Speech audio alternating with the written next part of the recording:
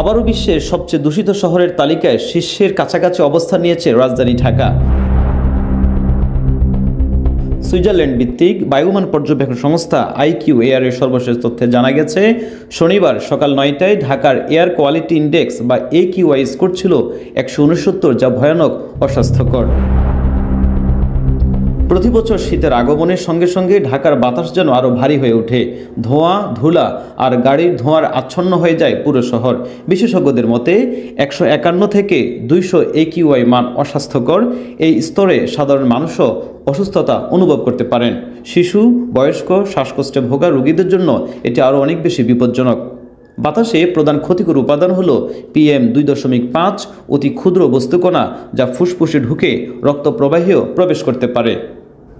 IQAir এর তালিকায় বর্তমানে লাহোর রয়েছে শীর্ষে, AQI স্কোর 360 নিয়ে, যা বাতাসকে বিপজ্জনক বলা হয়েছে। এরপরই রয়েছে দিল্লি এবং কলকাতা। ঢাকায় ধোঁয়ার এই শহরে একটু বিশুদ্ধ বাতাস যেন এখন চরম আকারে বিলাসিতা। সময় এসেছে আমাদের সবার মিলিত উদ্যোগে ঢাকাকে ফিরিয়ে আনার, একটি নিঃশ্বাস নেওয়ার মতো শহরের। রাকিব হোসেন মিলন, আজকের টাইমস।